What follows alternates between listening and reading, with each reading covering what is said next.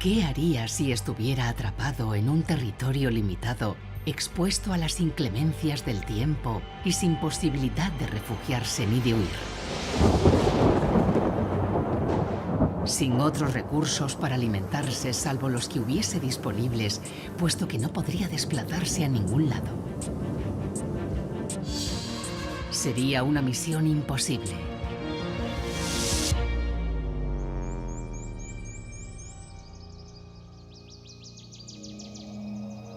Así es como viven algunas criaturas terrestres desde hace casi 400 millones de años. Los árboles han desarrollado unas estrategias de adaptación sorprendentes a lo largo de su evolución, que les han permitido crecer en cualquier clima y en los entornos más hostiles. Los árboles son capaces de prosperar con aquello que hay disponible en un lugar. Es impresionante que puedan llegar tan lejos con tan poco. Los árboles son unos seres fascinantes. Desde hace millones de años, evolucionan de forma paralela a nosotros, buscando soluciones por su cuenta.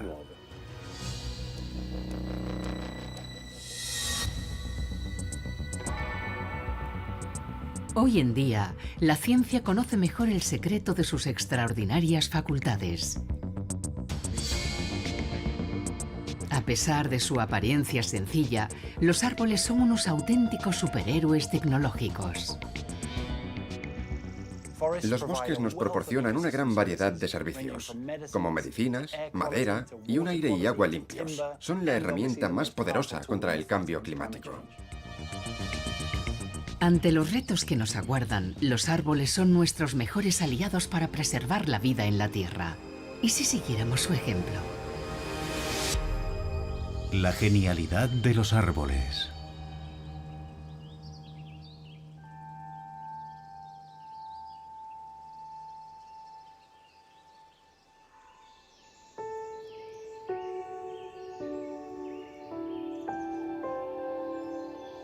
Seguir su ejemplo.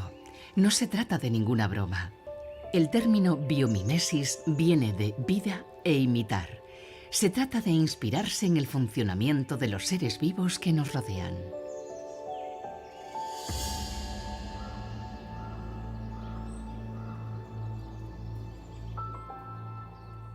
Hay vida en la Tierra desde hace 3.800 millones de años. Durante este tiempo, dicha vida ha aprendido a hacer todo lo que hace el ser humano, pero sin destruir su entorno.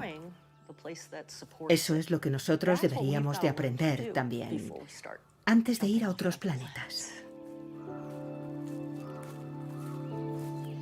Según la bióloga estadounidense Janine Benyus, la naturaleza nos brinda toda una gama de soluciones inagotables para vivir en la Tierra de forma inteligente. La primera son los árboles, los seres más sostenibles que existen.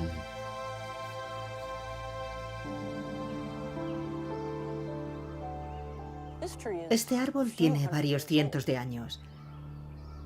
Ya estaba aquí cuando los nativos americanos montaron sus tipis en ese arroyo. Ha vivido mucho. Ha soportado incendios, tormentas enormes y probablemente hasta rayos. Pero es fuerte y con suerte aguantará varios cientos de años más. Los árboles son ancianos. Son los seres más antiguos del planeta. Se adaptan muy bien al lugar en el que están.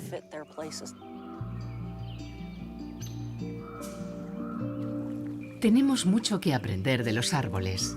Estamos abocados al mismo destino, atrapados por los límites de nuestro territorio. Pero los árboles han sabido transformar este obstáculo en ventaja. Es extraordinario ver lo que son capaces de hacer estos organismos con raíces que no pueden moverse. Los árboles sacan partido a estos límites. Nosotros los percibimos como algo que hay que superar. Pensamos eso de que hay que romper las barreras. Pero para un árbol, esto es una oportunidad. Él no lucha contra esos límites, se amolda a ellos. Llevo estudiando los árboles mucho tiempo y son unos superhéroes.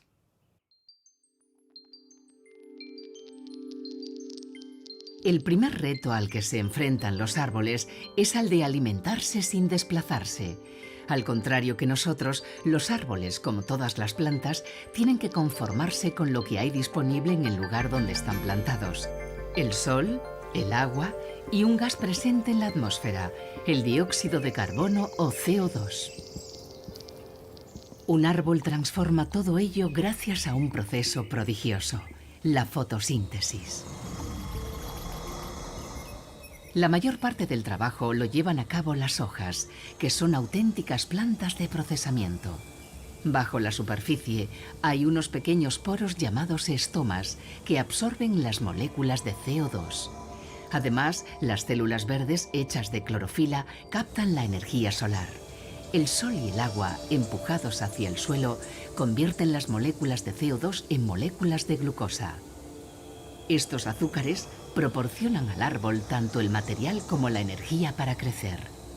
Este proceso químico solo genera un residuo beneficioso para todo el planeta: el oxígeno, sin el cual la atmósfera sería irrespirable para la mayoría de los seres vivos. La fotosíntesis hace algo que es muy importante hoy en día, y es el hecho de transformar el CO2 en el material de construcción. Ahora mismo el CO2 es el mayor contaminante de nuestra era, pero imaginad que usáramos el CO2 y la energía solar para fabricar productos químicos, plásticos y materiales de construcción como el cemento. Seríamos como una planta. La fotosíntesis es la fórmula mágica para nuestro planeta. Gracias a la fotosíntesis, las plantas terrestres y acuáticas absorben un tercio del CO2 emitido por el planeta. Los árboles almacenan la mayor parte y durante más tiempo. A diferencia de otras plantas que mueren y brotan cada año, los árboles nunca dejan de crecer. Esta característica les otorga un estatus especial en el mundo vegetal.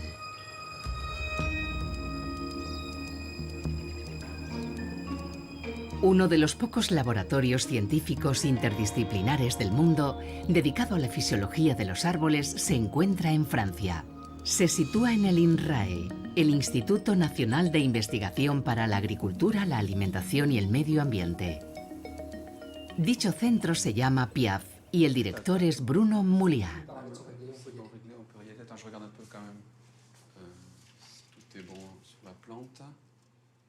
Normalmente, la gente separa los árboles por un lado y las plantas por otro. Es un error, ya que los árboles son plantas, solo que gigantes. Han crecido más que otras para alcanzar la luz. Además, son plantas cuya parte exterior, la que se ve, es perenne, es decir, estarán ahí durante muchos años. De hecho, sería imposible llegar a esa altura si tuvieran que brotar cada año desde la semilla. Estas imágenes a cámara rápida nos permiten apreciar cómo crece un árbol joven. Pero en la naturaleza su extrema lentitud lo hace imperceptible para el ojo humano. Para la mayoría de nosotros, el árbol parece inerte. A menudo cometemos el error de pensar que un árbol es como un palo. Se nos olvida que está vivo y en crecimiento, siempre está en movimiento. Esto se aprecia muy bien aquí, en la corteza. Si nos fijamos con atención, podemos observar los pliegues, que demuestran cómo se expande en vertical y cómo, poco a poco, con el paso de los años, aumentará de diámetro. Así son los árboles. Crecen a lo alto y a lo ancho para sujetarse. Para crecer a lo alto y a lo ancho, el árbol solo cuenta con los azúcares derivados de la fotosíntesis. Sin embargo, con este único componente, fabrica un material mucho más complejo de lo que parece, la madera. De hecho, un árbol puede variar la estructura y la composición de las células para crear distintos tipos de madera según su función.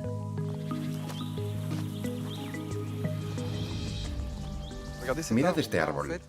Está doblado, tan torcido que casi forma un arco. Pero lo más sorprendente es que se enderezará. Puede que en 2 o 3 años vuelva a estar completamente vertical. Para enderezarse, necesita un motor que impulse su capacidad de movimiento. Esta función la cumple la propia madera, una en particular que se llama madera de reacción. Si mi cuerpo fuese el tronco del árbol, la madera que se forma en la periferia se contraerá, y cuando lo haga, mi cuerpo se doblará hacia ese lado. Así ayudará al árbol a enderezarse. Todos los árboles tienen esta capacidad de movimiento. Es necesario que se mantengan rectos, porque si no, estarían por el suelo. Si observásemos este bosque a cámara rápida, veríamos a los árboles moverse sin parar. Tanto a estos de aquí, que están torcidos y han de enderezarse, como los más grandes para equilibrarse. Es como si bailasen.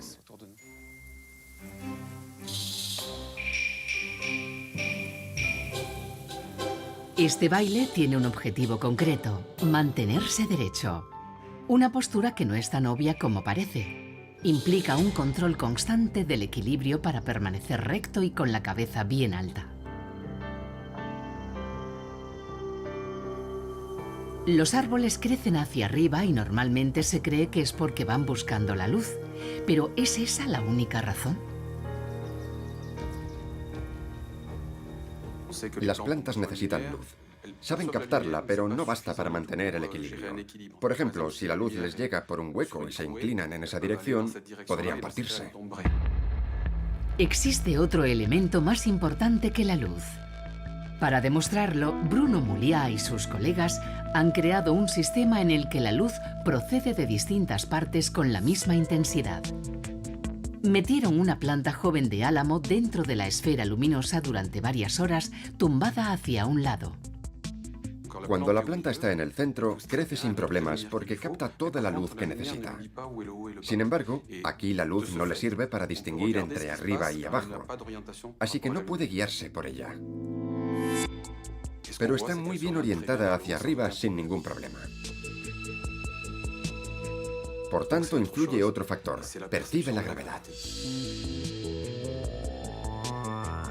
La gravedad la detectan otro tipo de células, los estatocistos.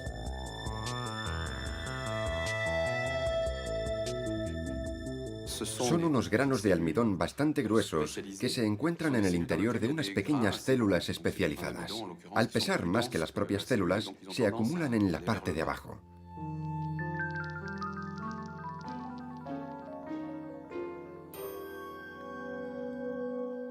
Si inclinamos la planta, los granos de la célula irán hacia abajo en avalancha. Habrá granos en ambas partes. Así que si cuento los que hay en un lado y los que hay en el otro, obtendré la pendiente. De esta forma, al igual que se hace en el colegio, calculamos la inclinación exacta.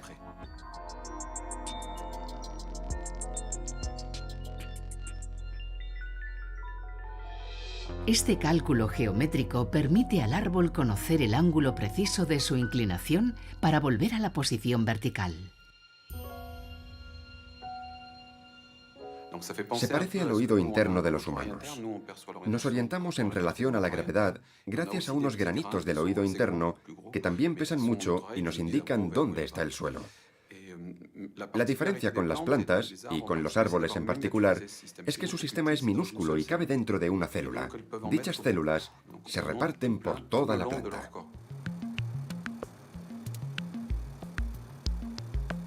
Esta mayor distribución hace que los árboles sean más resistentes que las personas.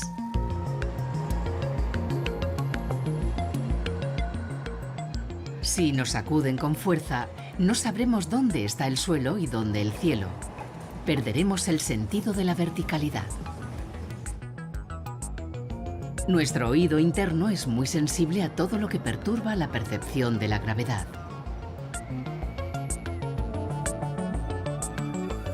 Por el contrario, un vaivén no hace que los árboles pierdan su verticalidad. A diferencia de nosotros, ellos no se marean. Pero Bruno Mulliat cree que esta percepción de la gravedad no basta para explicar por qué crecen en vertical. Un modelo matemático diseñado junto a unos físicos le permite verificar su parecer. Una planta virtual está programada para crecer en función de solo dos parámetros: la captación de la luz y la percepción de la gravedad. Oscila constantemente sin lograr mantenerse recta.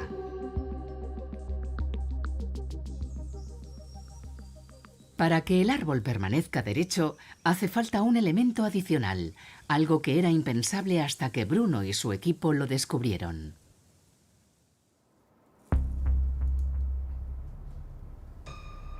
Para este nuevo experimento, fabricaron un dispositivo apodado Gravitron. Le engancharon unas plantas inclinadas a un lado en una habitación a oscuras. Al cabo de una hora, las plantas se enderezaron con respecto a la gravedad, como lo hizo la colocada en la esfera luminosa.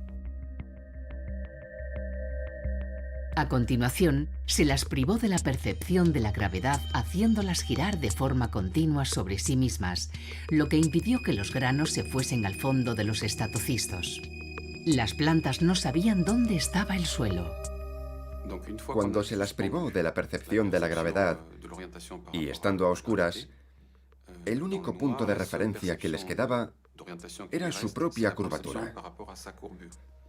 Como dejamos que se doblasen, tendieron a rectificar dicha curvatura, es decir, a alinearse sobre sí mismas. Y de esta forma se pusieron rectas, se movieron hacia el otro lado, se alinearon conforme a la percepción de sí mismas.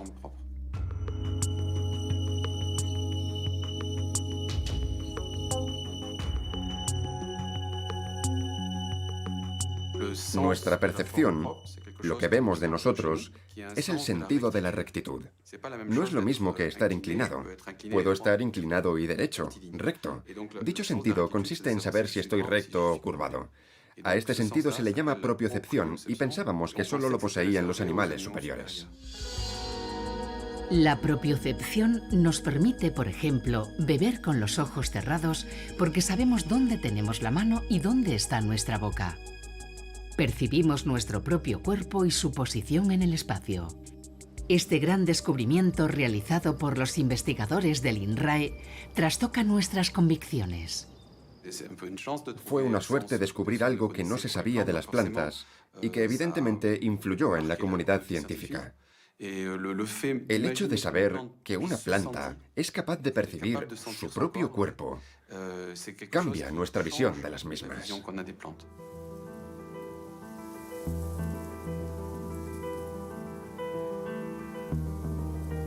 Surgen nuevas posibilidades aún más trepidantes en el campo de la investigación sobre los árboles.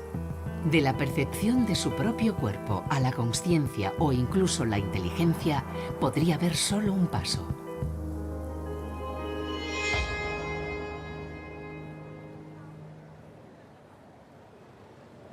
En Italia trabaja otro pionero de la investigación sobre el comportamiento de las plantas, Stefano Mancuso, un biólogo mundialmente conocido por sus trabajos en este campo. Stefano no tiene ninguna duda de que las plantas son inteligentes. Las plantas son seres inteligentes. El tema de la inteligencia depende únicamente de cómo lo definamos. Mi definición personal es muy general. La inteligencia es la capacidad para resolver problemas.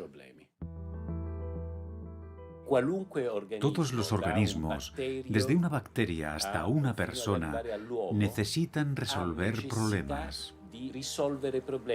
Normalmente tienen los mismos problemas: dónde encontrar alimento, cómo reproducirse, qué hacer para defenderse y cómo reaccionar frente a la hostilidad del entorno de la mejor manera posible. La inteligencia no procede de un órgano específico. El cerebro no produce la inteligencia como los riñones producen la orina. No funciona así. La inteligencia es una cosa mucho más sofisticada y sutil. Es una característica esencial de la vida. Stefano Mancuso ha suscitado controversia al acuñar el concepto de neurobiología vegetal. Está convencido, tras años de experimentación, de que las plantas poseen capacidad de memoria, de aprendizaje y de comunicación, atributos de la inteligencia. Uno de los sistemas que siempre se ha usado para medir la inteligencia de los animales es la prueba del laberinto. En el caso clásico de la rata, ésta se introduce en el laberinto y vemos cuánto tarda en encontrar la comida.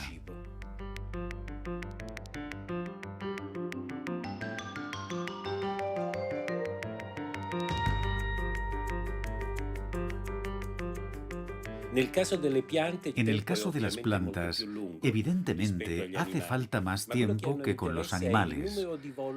Lo que nos interesa es ver el número de veces que se equivoca de dirección.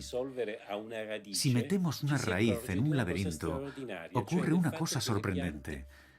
Las plantas nunca se equivocan de dirección. Siempre van directas al objetivo, a la recompensa. Para las ratas es el queso. Para las plantas, una fuente del nitrógeno que tanto adoran.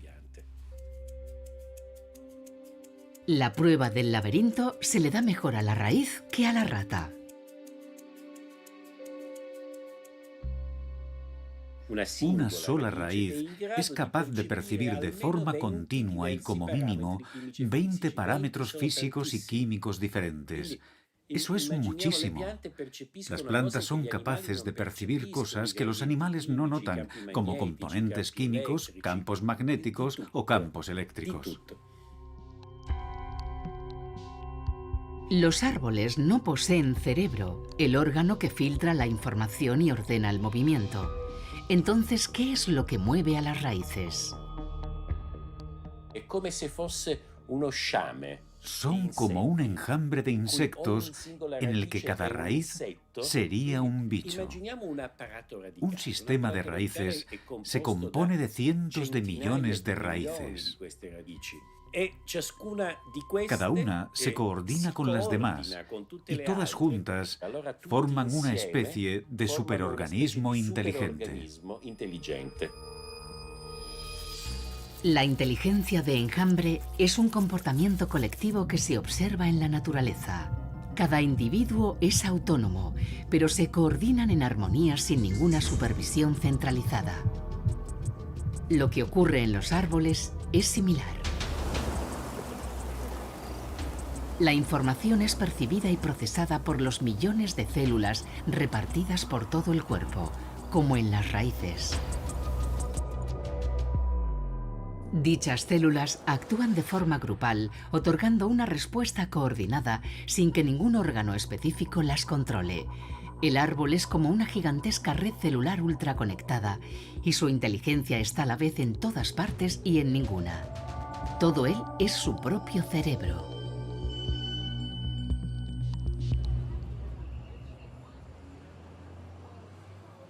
Es imposible seguir considerando a los árboles como meros objetos decorativos. En realidad, son como un pueblo misterioso del que comenzamos a descubrir su complejidad. Lo que vemos no es más que la parte emergente de un continente invisible, ya que el árbol se sitúa entre dos mundos. El sistema de raíces es igual de extenso que la parte exterior, como si hubiera otro árbol boca abajo y escondido bajo tierra. Este es el ámbito preferido de Francis Martin, que dirige el laboratorio con certificación de excelencia l'Abex Arbre del INRAE de Lorena. Este microbiólogo conocido en todo el mundo es uno de los precursores en el estudio de este campo desconocido que se extiende ante nuestros ojos. La mayoría de los que se paseen por aquí verán estos árboles como una enorme biomasa vegetal con hojas, tronco y ramas, pero no se darán cuenta de que bajo tierra hay todo un universo aparte hecho de raíces. Estas raíces interactúan con el mundo de los microbios, en el que hay bacterias, virus, pequeños animales y sobre todo hongos.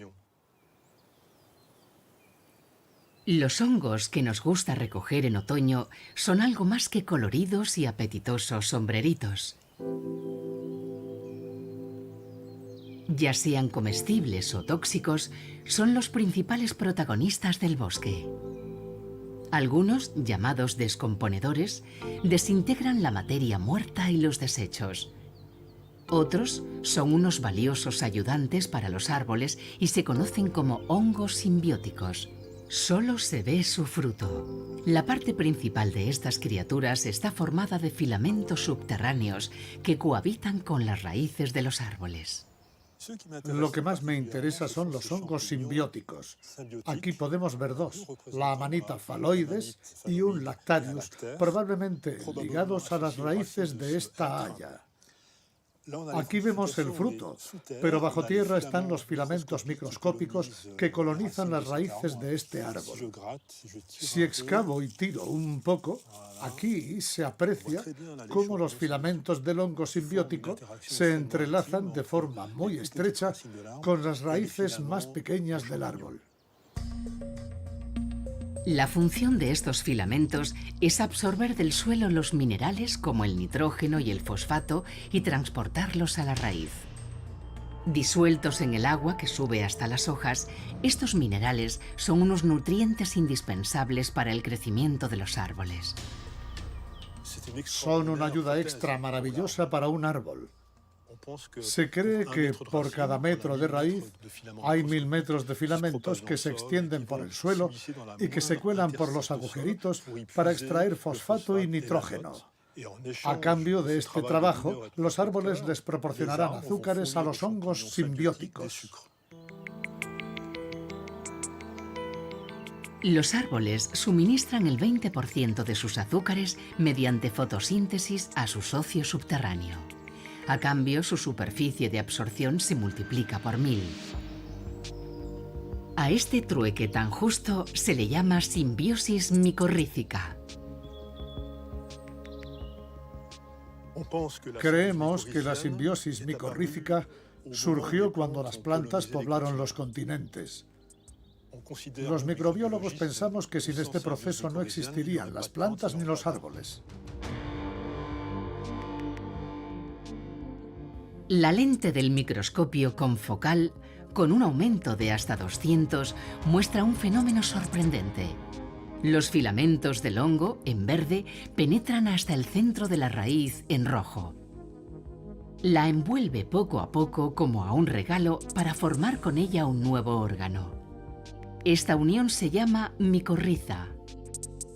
Para que pueda producirse esta simbiosis y que la cooperación funcione, el árbol y el hongo tienen que comunicarse.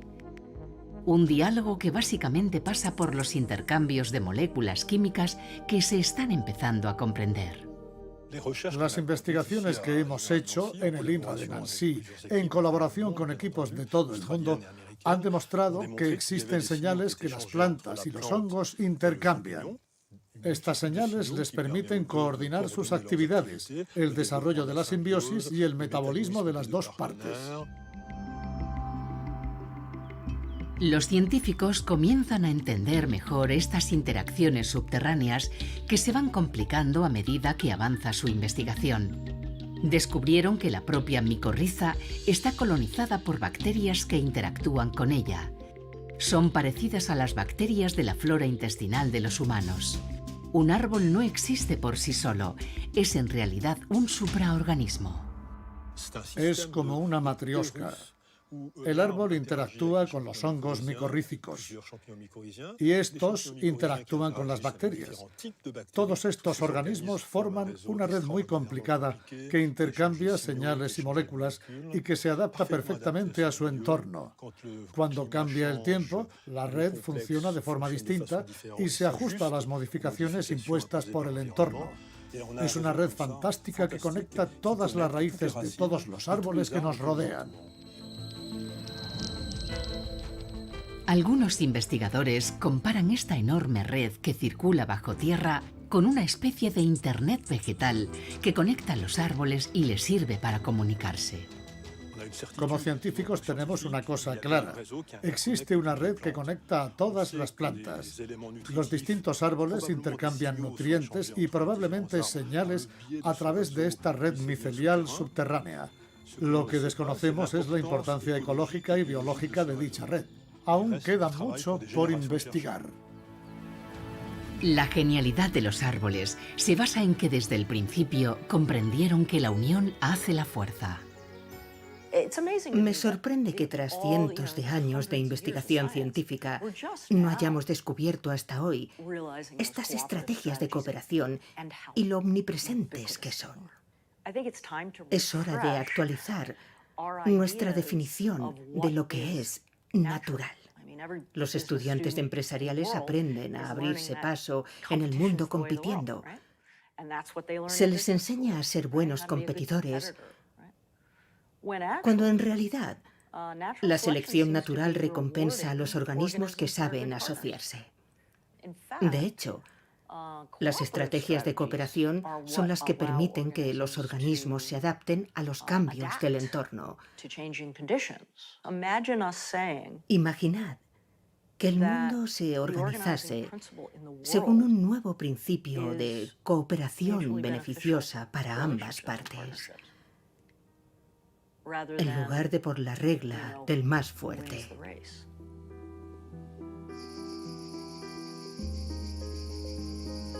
Durante el curso de la evolución, esta cooperación ha servido para que los árboles batan todos los récords de longevidad en el mundo de los seres vivos.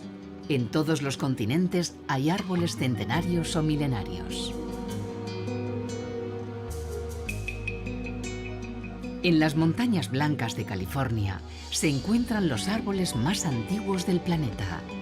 Los pinos bristlecone viven en condiciones extremas a más de 3.500 metros de altura. Matusalén, el más viejo de todos, empezó a brotar en la época en la que se construyeron las pirámides de Egipto.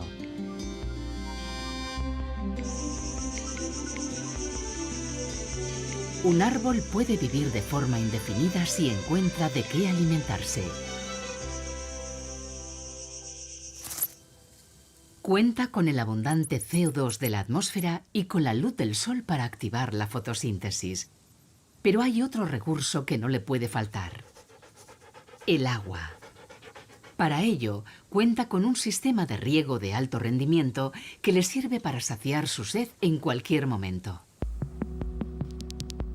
Una joya tecnológica oculta en el corazón de la madera. El microscopio nos muestra un trabajo de fontanería increíble, formado por multitud de vasos cuyo número, disposición y tamaño varía según la especie de árbol.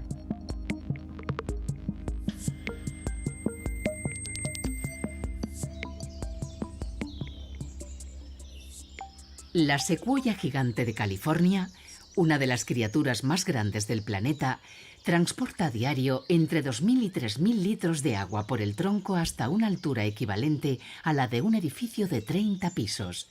Una tarea colosal. Es un buen ejemplo de una tecnología sencilla pero ingeniosa. Si le pides a un ingeniero que diseñe un sistema para transportar miles de litros de agua al día hacia arriba, a cientos de metros de altura, probablemente instalaría un motor enorme y una bomba. Los árboles hacen lo mismo, pero sin bomba. Aspiran el agua y el sistema se activa con la energía solar. Para entenderlo, volvamos a hablar de la fotosíntesis. Para absorber el CO2, las hojas han de abrir sus estomas. Luego dejan salir la mayor parte del agua que contienen. Por cada molécula de CO2 que entra, salen 500 moléculas de agua por transpiración. Pero esa agua no se pierde inútilmente. Gracias a las leyes de la física, esta evaporación ejerce una atracción en la copa que activa la aspiración del agua por las raíces. Asimismo, las moléculas de agua se agolpan en los vasos microscópicos, modificando la consistencia de la misma. Se vuelve más compacta y asciende de una sola pieza por los vasos.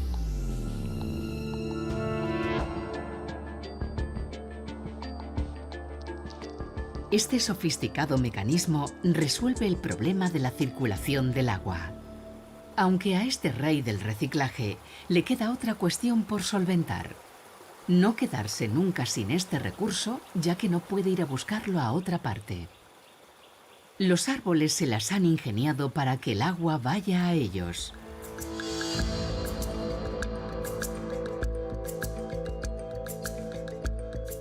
En la Universidad de Leeds, en Inglaterra, la investigación del climatólogo Dominique Spracklen ha desentrañado los secretos de la relación entre los árboles y la lluvia, un elemento climático vital para ellos. La relación entre la lluvia y los bosques es un tema que se lleva debatiendo desde hace siglos. La mayor dificultad reside en saber si son los bosques los que provocan la lluvia o si es la lluvia la que impulsa los bosques. Es como la pregunta de ¿qué fue antes? ¿El huevo o la gallina?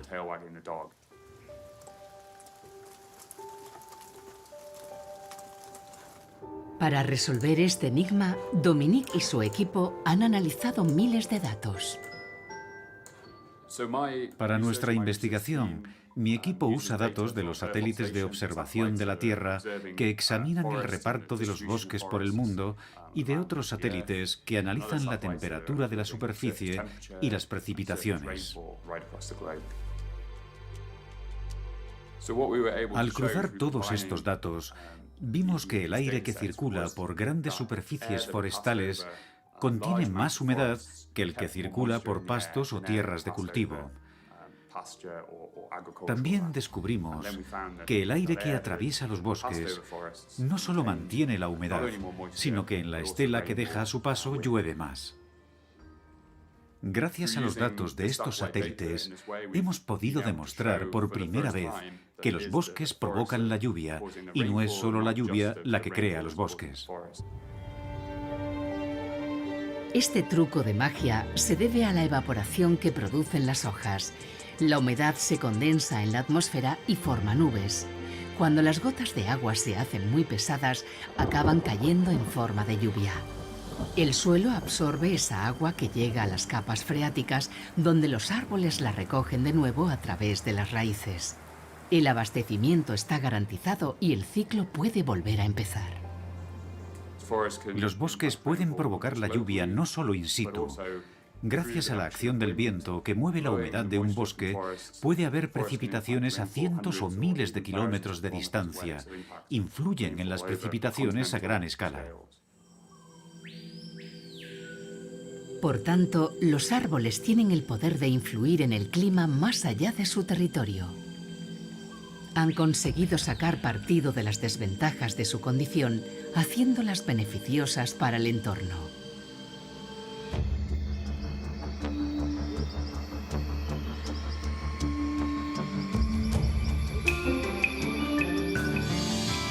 Los árboles siempre se han adaptado a los cambios en la Tierra. En el transcurso de su historia, han sobrevivido a los cataclismos geológicos e incluso a las extinciones masivas que acabaron con los dinosaurios, los mamuts y muchas otras especies. ¿Estos campeones de la evolución sobrevivirán a la siguiente extinción? Desde hace menos de 2 siglos, una nimiedad para la vida de un árbol, vivimos en el periodo del Antropoceno, caracterizado por un impacto irreversible en el equilibrio de la Tierra causado por la actividad humana.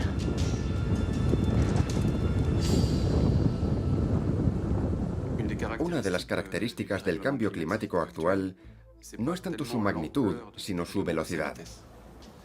Es decir, se está produciendo de forma muy rápida. Sin embargo, los árboles funcionan según su propia temporalidad. No van a poder adaptarse. No es que no tengan la capacidad, es que no les va a dar tiempo. La humanidad sigue avanzando cada vez más rápido, sin lograr invertir esta tendencia, a pesar de todos los compromisos alcanzados durante varios años. Nuestras emisiones de CO2 van en aumento. Los árboles no podrán compensar nuestros excesos de forma indefinida. Sobre todo porque los ecosistemas forestales se han desestabilizado por un fenómeno de gran alcance.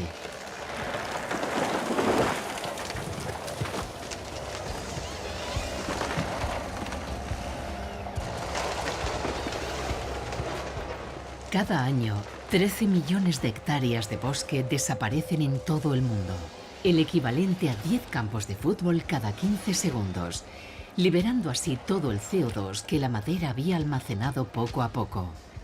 Tiene lugar principalmente en zonas tropicales y en su mayoría en beneficio de la agricultura y de la explotación forestal.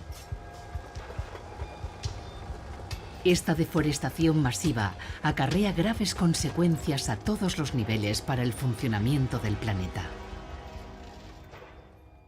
Cuando se tala un bosque, las raíces se dejan y se cortan los troncos. De repente, las raíces se ven privadas de la fotosíntesis y mueren. Los microorganismos del suelo las descompondrán y entonces respirarán y producirán CO2. De esta forma, se libera la acumulación de CO2 que hay en las raíces. Y es algo que no se puede frenar, porque hemos perdido la superficie verde que había en ese lugar.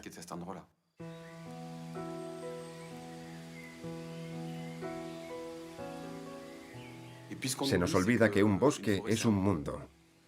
Un árbol en sí mismo es un mundo. Hay muchos seres que habitan en él. Es como un bloque de pisos. Hay aves, hongos, líquenes e insectos. Perder los árboles es como perder grosor de la superficie de la Tierra. Nos la estamos cargando de golpe. Los árboles no solo albergan una biodiversidad fabulosa, con su mera presencia refrescan considerablemente la atmósfera del planeta.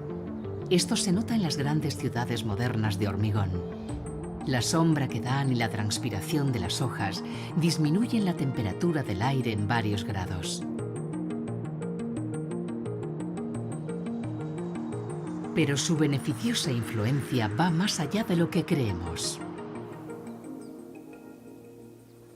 Una joven climatóloga de la Universidad de Leeds ha descubierto una nueva característica de los árboles totalmente insospechada.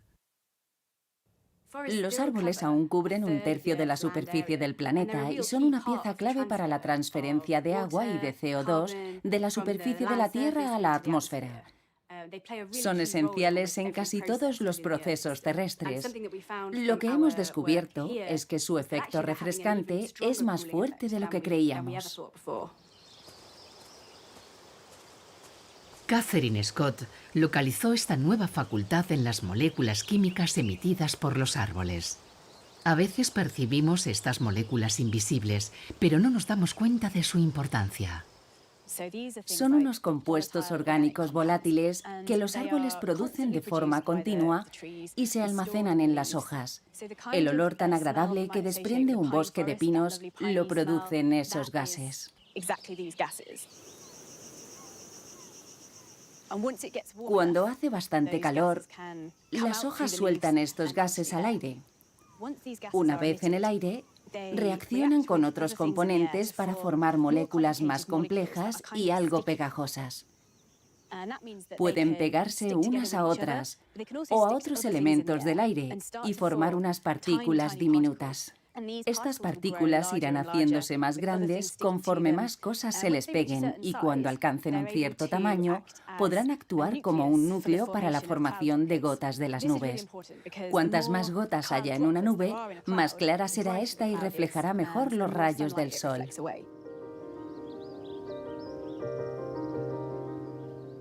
Los gases emitidos por los árboles tienen un efecto refrescante sobre el clima. Gracias a la emisión de estas partículas, los bosques actúan como un aire acondicionado gigante y reducen en varios grados el calentamiento provocado por los gases de efecto invernadero. Al talar los bosques, no solo nos quedamos sin su capacidad de almacenar CO2 y liberar oxígeno, también nos quedamos sin su capacidad de emitir estos gases al aire y, por tanto, sin el efecto refrescante que los árboles nos aportan. Es una pérdida doble. Aumenta el impacto negativo de la deforestación. Mientras la ciencia nos revela los increíbles poderes de los árboles, nos damos cuenta de cuánto debilita la acción de los hombres a estos genios de la supervivencia. Los árboles están atrapados en un círculo vicioso. Talarlos aumenta las temperaturas e intensifica los periodos de sequía que dan lugar a otra plaga.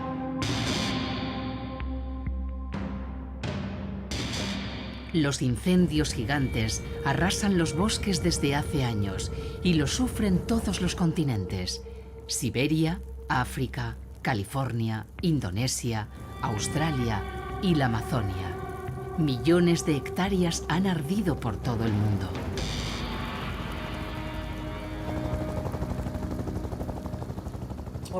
Lo que me parte el corazón al ver los incendios en la Amazonia es pensar que estamos destruyendo a nuestros modelos a seguir, los árboles.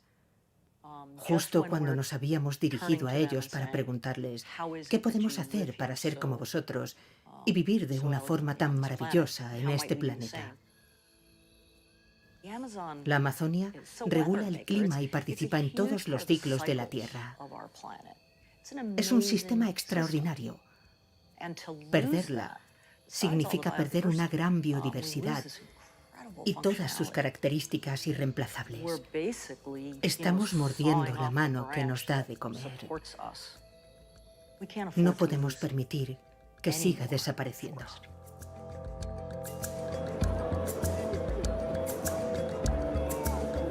La magnitud sin igual de estas catástrofes ha conmocionado a la opinión mundial, impotente frente al espectáculo de este patrimonio común que se esfuma.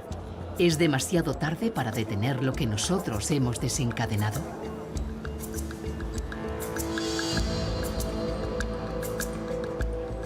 En la Escuela Politécnica Federal de Zúrich, en Suiza, una nueva generación cree que aún hay esperanza.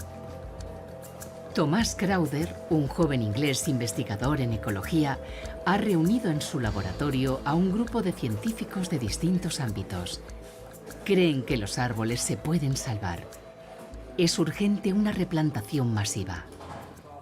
Durante mucho tiempo, la gente creía que la reforestación era una solución mágica contra el cambio climático.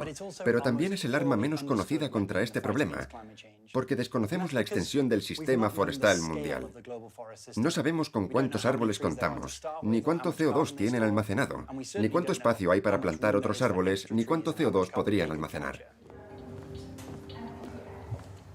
Al agrupar los millones de datos recopilados de todo el planeta, estos jóvenes y vanguardistas investigadores han podido generar unos modelos informáticos extremadamente precisos. Calculan que actualmente hay 3 billones de árboles en la Tierra, 7 u 8 veces más de lo que se pensaba. Hemos descubierto que, quitando las zonas urbanas y agrícolas, hay espacio para 1.200 billones de árboles que absorberían 200 gigatoneladas de CO2 de la atmósfera. Reducir 2/3 de las emisiones mundiales de dióxido de carbono. Es de momento la mejor solución y la más efectiva contra el cambio climático. El laboratorio de Thomas Crowder ha diseñado unos mapas con las zonas disponibles para la plantación de nuevos árboles, una herramienta que está a disposición de los políticos y las ONGs. Dado el riesgo de restaurar un ecosistema sin entenderlo por completo, mucha gente piensa que debemos esperar y primero estudiarlos mejor antes de actuar. Pero quiero recalcar que debido a la grave presión que el cambio climático ejerce sobre la biodiversidad y los humanos de todo el mundo, es absolutamente necesario que hagamos algo ya.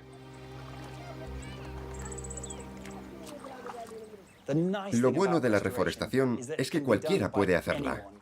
No hace falta que el gobierno apruebe esta decisión.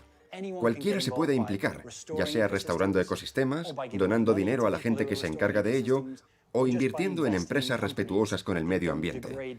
Cualquier acción, ya sea grande o pequeña, tendrá un impacto positivo frente al cambio climático.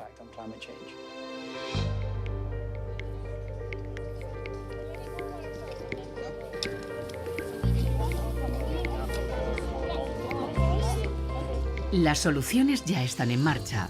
En todo el mundo, miles de proyectos apoyados y financiados por las ONGs de distintos países han comenzado a plantar árboles de forma masiva para restaurar los ecosistemas de los territorios afectados. La campaña iniciada por la ONU en 2006 ya ha servido para replantar casi 14.000 millones de árboles en todo el planeta.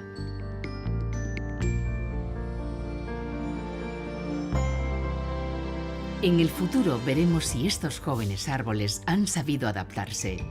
Pero la ciencia ya ha confirmado que son nuestros mejores aliados para proteger la Tierra.